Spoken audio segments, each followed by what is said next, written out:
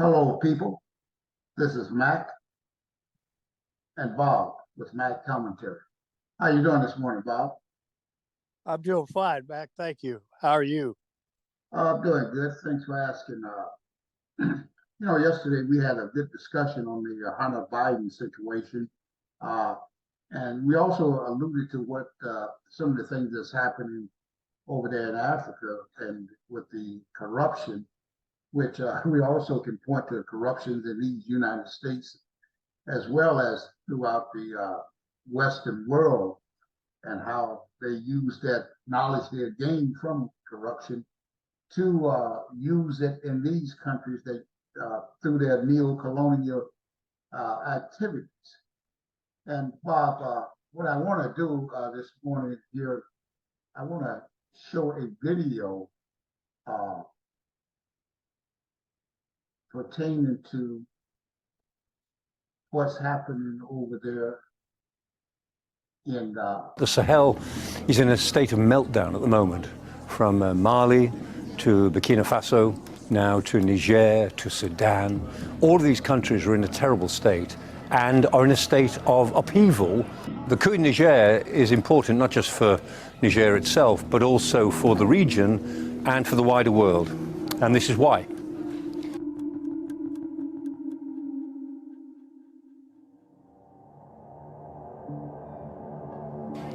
The coup affects neighbouring countries because it creates this access of dictatorships. The leaderships in Mali and Burkina Faso, the military leaderships, have already pledged their support to this military leadership in Niger. Essentially, this is gangster politics.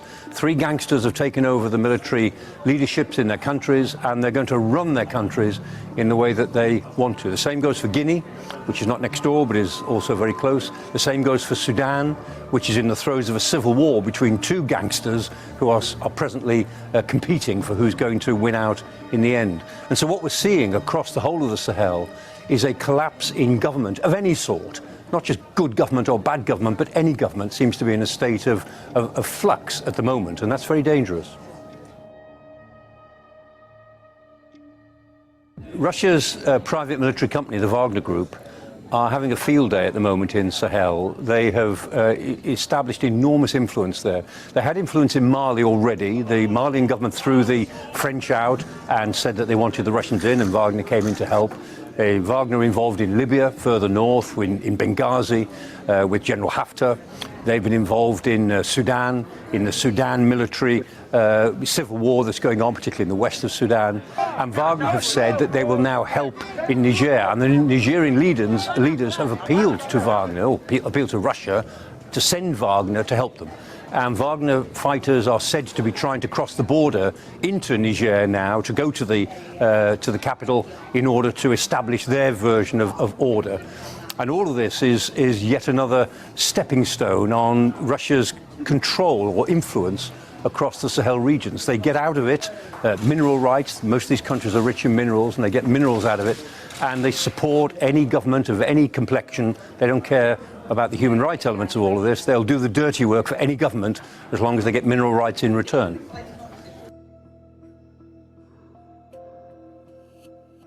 The broader importance of all of this is partly because it legitimizes gangster politics in a very important part of the world, across the heart of the Sahel region in Africa.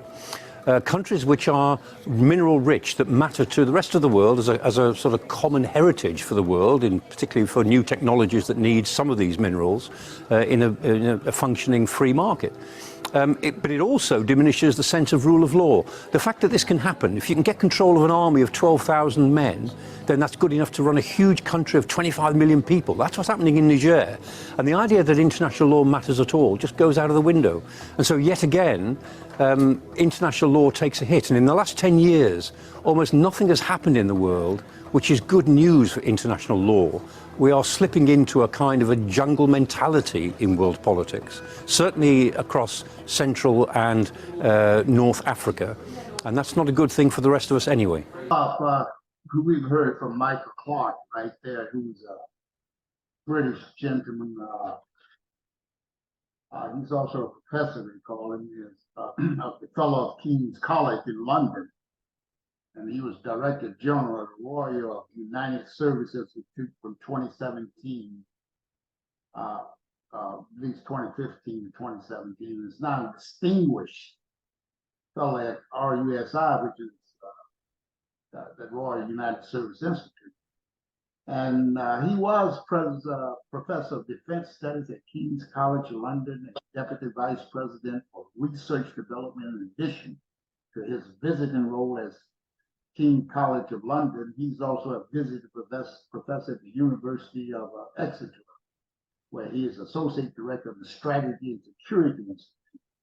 A fellow at the University of Aberystwyth. In 2019, was made a fellow of the Royal College of Defense Studies. He has a lot of accolades here, Bob, but it seems like to me that any time something goes haywire in with these countries over here, it's always with the black countries in particular, they're always portrayed as gangsters or hitmen or something to that categorized in that manner. And here we have, I have this guy making these statements where all of these leaders that's happened there in West Africa, Bob, at least in this area, which runs right across the whole continent of Africa, right there at the Sahara border, like Mali, Burkina Faso, Sudan, Niger, Chad. Now we have had coups in those countries since 1990. They're all controlled by what they call the Francophones. You know, France is they were colonies of France, and now France still has its hold on these countries because it's still put into leadership and support those leaders through military intervention or whatever is necessary to keep them in power so they can stay in power and receive. A lot of people don't know it, but France extracts quite a bit of uranium in order to power its electric grid there in France, and it makes so much electricity there in France that it sells it abroad to other countries and make billions of dollars. And then in turn, what do? They pay these puppets in big money, big bucks, Bob, I'm talking about, multi-millions of dollars, and send a little aid back to those countries for the populace, while they are extracting and making billions off of that from the uranium and the gold and other minerals that they are extracting from that country through their puppet leaders there. While you take the citizens, the 25 million, as this guy here pointed out in Niger, while 85% of them do not have any electricity, but all of the Europeans in France there, they are enjoying the electric grids in those countries. So Bob, how do you look at what this guy is saying here from the standpoint of any viability or any credibility, should I say, as to what he's talking about? It seems to me that he's preaching the same old song as before, trying to cover for their own gangster ways that they have ruled, been in charge of this world for several centuries now. Well, Mac, I've been looking at this situation since we spoke about it yesterday, and it just seems to me that these countries, well, particularly France, Britain, and Portugal, which were the three main colonizers, since they installed their, I'm going to say it like this, their the people that they have control over in power in those ECOWAS countries, the 15 countries that put together the economic mechanism back in 1975. Since France and Britain and Portugal installed their people in there, as long as things were going their way, everything was copacetic, you might say, for those three countries. France, and they've been over, I think I read 400 coups since 75, and France has been engaged in more than 80% of those coups. And I got to thinking about the fact that makes a lot of sense, because let's just say I'm not the smartest guy in the world, which I'm not, but I've got all the money. I've got a big safe with a lot of money in it, which is represented by the minerals that those 15 countries have. And somebody comes to me and says, "Well, Bob, look, I could.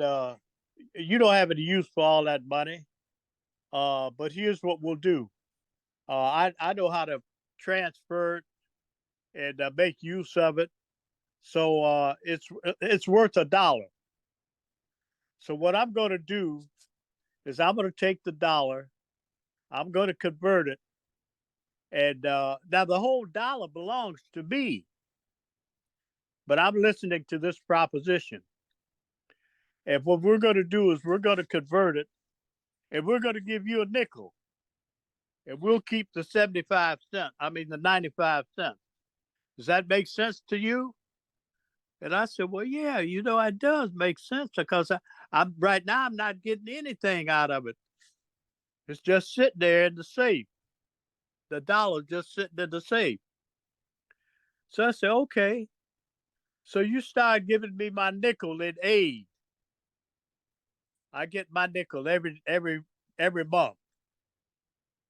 And then something happens, and you come back to me and say, 'Wait a minute, Bob.' Oh, and so I take my nickel and I tell the people in my village, 'Look, we're getting a nickel for everything that those people, those Frenchmen and those Portuguese and those British people, look how good they are to us. Before we weren't getting anything. Now we're getting a nickel out of that. So I'm going to spread it among my people. I'm going to give you a penny, and you a penny.' And this, oh, good, Bob. So then, and people start building their lives around that penny. And then a year or so later, France comes back to me and says, 'Well, Bob, we're going to have to cut your nickel to 3 cents. I said, 'Wait a minute, man, you can't do that. All these people are relying upon me.' 'Well, yeah, that's tough. You're going to have to.' So what you do, France, as you say, that Bob's been stealing from y'all. So then they put together, said, 'Well, we got to get rid of Bob.' So they either kill me or overthrow me, because you want to put another guy in there that will go for the 3 cents. And that's what's been happening. And now these younger people, they're coming. These kids that are going to the Caucasoid schools in London, coming over here at Harvard and Yale and so forth, and they're going back home, because I went to school with some of them at Langston. A Kishiku Ekweme. I never will forget that young brother. He was a smart brother, and he was supported by the British.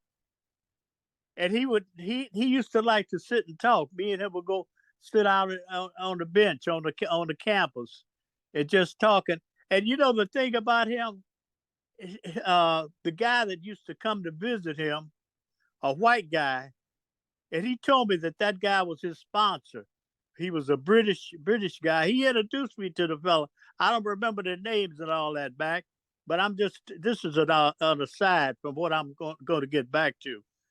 But I remember he introduced me. This white guy came. I had never seen no shit like this except on TV and in the movies.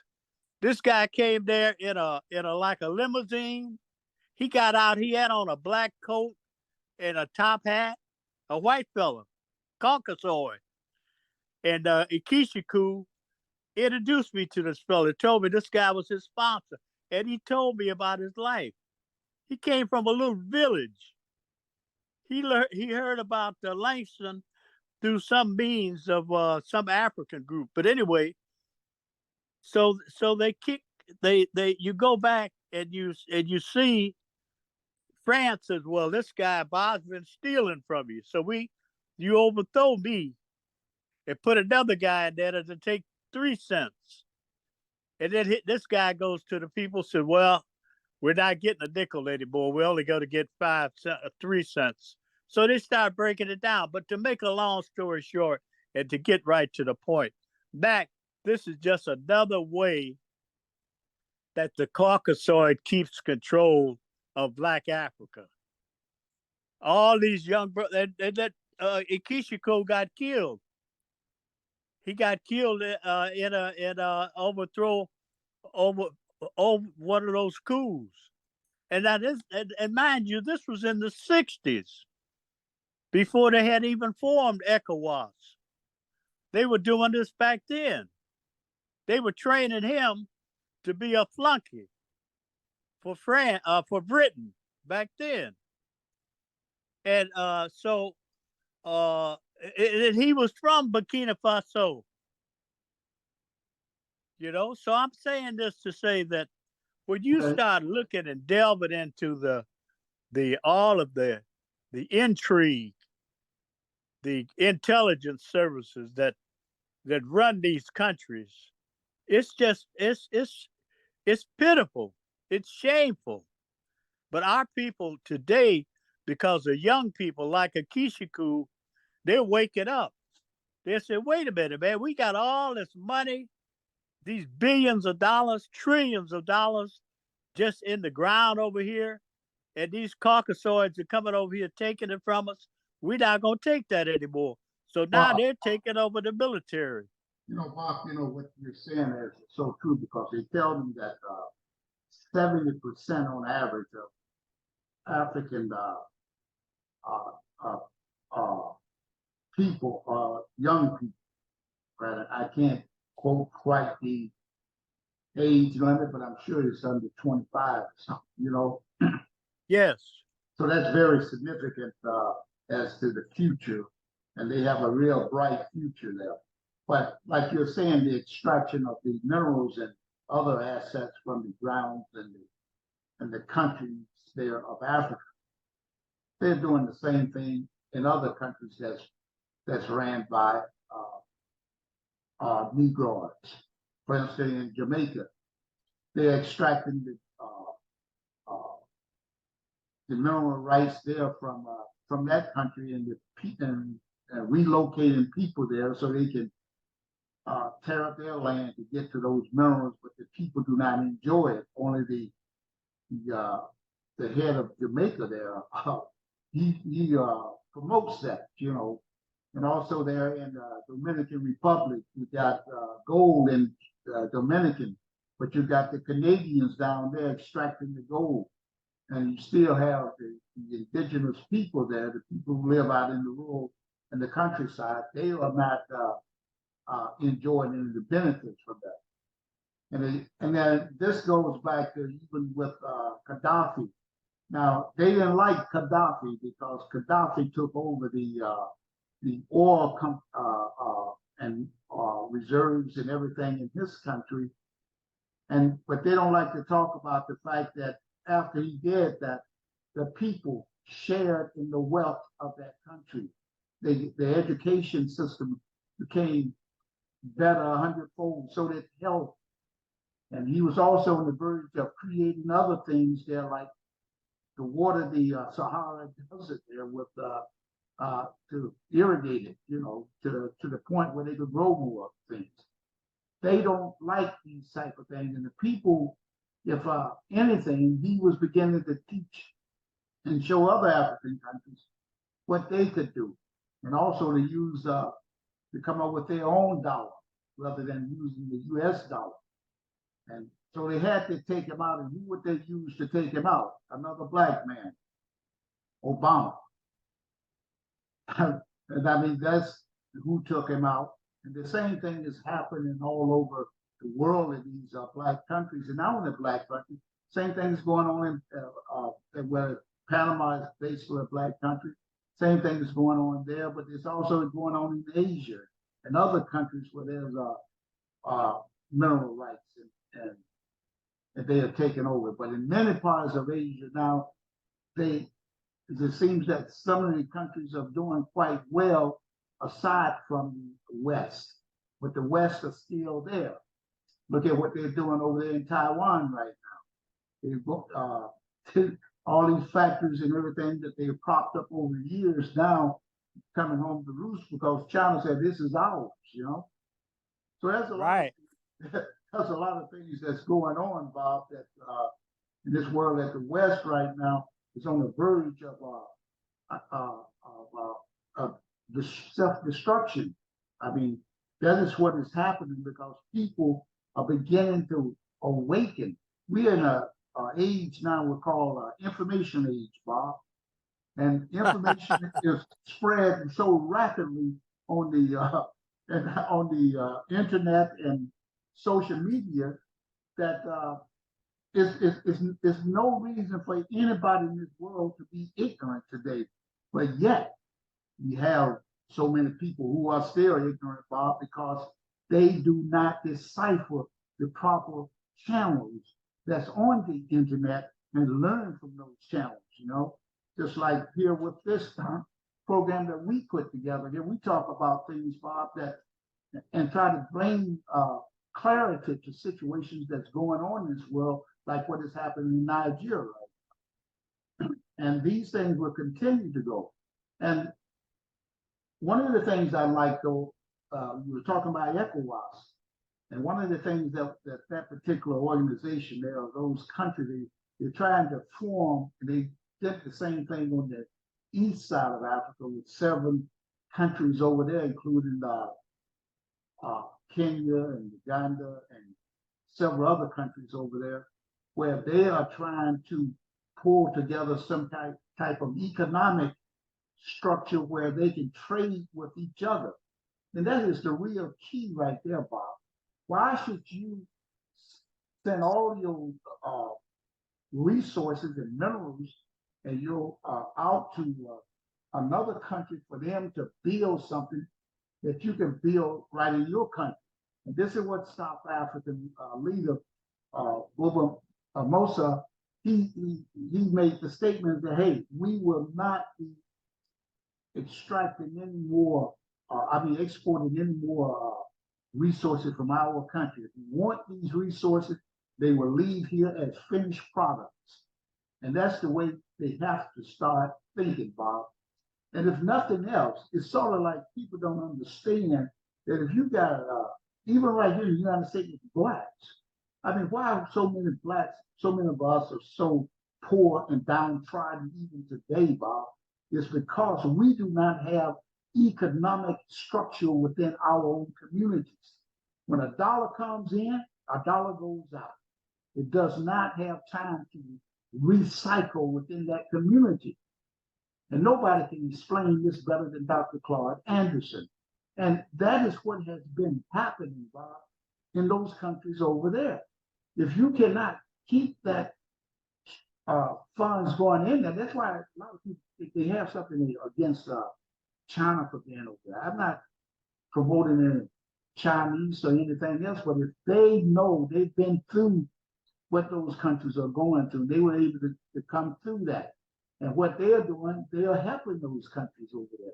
Now they're doing the same thing. You got that Belt Road, or Silk Road, or whatever, going through Europe as well. Now they got it going through Africa as well. And what these infrastructures like roads and dams and hospitals and schools and things that the Chinese is helping to build in Africa is creating that infrastructure where there can be trade between each other, the bridges and things that they are creating over there. Do you know? I mean, I've seen countries trying to transport goods from one country to the other on some dirt back roads there, Bob, and it just does not work. You guys take forever because they have to have about a team of men there to dig it out every time that the truck get stuck in the mud. Now things are beginning to look up because they are building roads like South Africa has, like Egypt has, you know, where they got paved roads and they are able to go, and not only within their country, when these roads get done and go from internationally from country to country in Africa, boom, what would happen?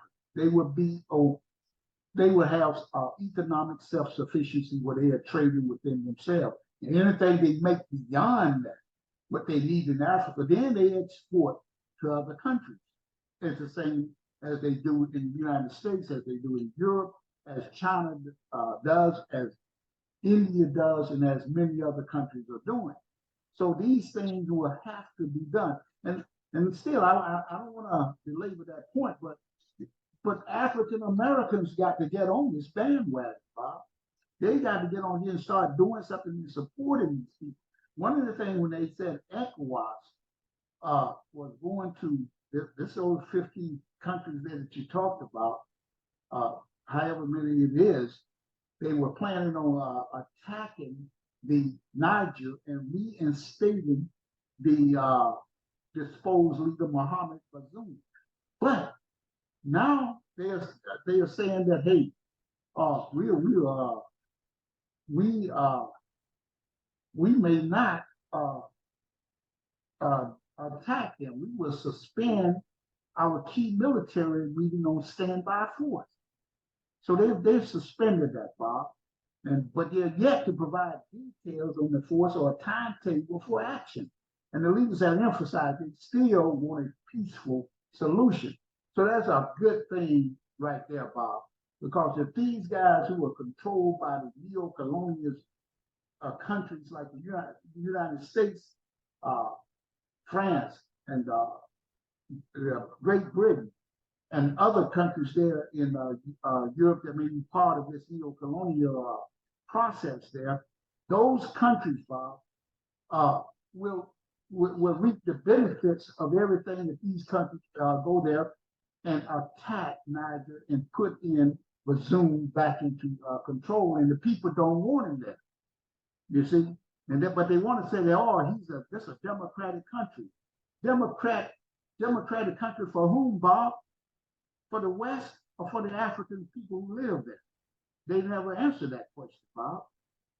And I'll tell you something else that is very interesting that has come about, Bob. You might want to, provide some insight into this. Russia has won the ECOWAS not to take military action. Now, this, Bob, may have had some influence on why ECOWAS has suspended its meeting on this military standby force.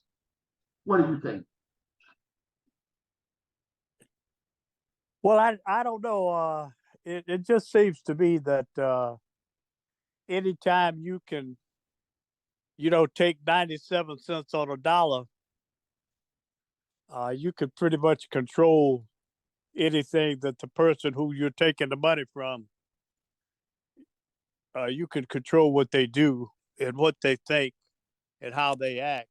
And that's what I think we're seeing in those countries that are experiencing these coups, because these coups have been going on, and it's really not the Black African countries that are initiating the coups. It's the people, they're colonial handlers that are initiating the coups, because the people that were in power as a consequence of their reinforcing their leadership it's they're the ones. Britain, France, and France has been the most unruly of the whole group. They're the ones that are initiating these coups because Bob got out of hand and stopped taking orders and decided he was going to go on his own. So we had to take him out and put somebody else in there. But I think the point that you made earlier is most significant. These young people are beginning to see that. And they say, well, look, wait a minute. How come we not taking $1 and giving you 3 cents? And that's what's happening. And that's why I think you'll continue to see more coups into the future, because these guys that are being installed in the military, those are the ones. They're no dummies. Those guys that have been trained under the military industrial complex here in this country, they send them over here, get them trained as pilots and as generals and as leaders, and send them back home, thinking that they're going to go there and do what they've been instructed to do, but their hearts are with their people. So when they go home, they say, wait a minute, there's enough of us now. We can take over this place. And there's 370 million of them. There's 370 million people that are a part of that ECOWAS organization, 15 countries. That's more people than in the whole United States. And so when they see these things, and they know, look, if they want to come and deal with us, and they'll give us, even if we take 50 cents on $1, that's better than 3 cents. And that's what's happening, in my opinion. Right, and this coup there in Niger, you're so right, but about these things happening over and over. But I don't think that these guys are really starting to take over these countries here, like, because Niger is just the latest country in West Africa where the army has seized control. They followed Burkina Faso, Guinea, Mali, and Chad. And they are all former French colonies. It's 1990. A striking 78% of the 27 coups in sub-Sahara. And I like to use that word sub-Sahara Africa, because that denotes Black Africa. But Black Africans also live in North Africa. But they like to use that sub-Sahara type thing. They call that area Sahel, S-A-H-E-L, Bob. They said all of these 27 coups since 1990 have occurred in Francophone states, leading some commentators to ask whether France or the legacy of French colonialism is to blame. And they said that many of the coup plotters would certainly like us to think so. Now, the prime minister, who was Niger, who was named prime minister by the military junta in Mali in September 2022, launched a scathing attack on France, criticizing neo-colonialism's condescending, paternalist, and vengeful policies. He alleged that France had disowned universal moral values, stabbed Mali in the back. An anti-French vitriol has also flourished in Burkina Faso, where the military government ended a long-standing accord that allowed French troops to operate in the country in February, giving France 1 month to remove its forces. So it goes on to say, Bob, that France has a lot to blame. It takes a lot of blame for this here, because, as you stated, they were sending the uranium and everything, as we stated earlier, they were extracting this uranium in order to keep their electrical grid flourishing, while the Africans were doing nothing. And France continued to try to manipulate those countries because they kept those countries on the CFA franc, you know. And right today, the Francophone states in West Africa still use that Franco as their currency. But Bob, the thing that we have to realize here, what has to happen, is that this has to be a learning moment, a pivotal moment for all Blacks in Africa and in the diaspora, that we shall not take this anymore. You know, it's a very interesting thing that what has happened right here, and what I was so dismayed by was when those ECOWAS countries said that they would attack Niger and put the former Bazoum former leader by the name of Bazoum, back into power. I said, what are these people doing? But they're all controlled and handled by the West. And that includes the United States, Great Britain, and France.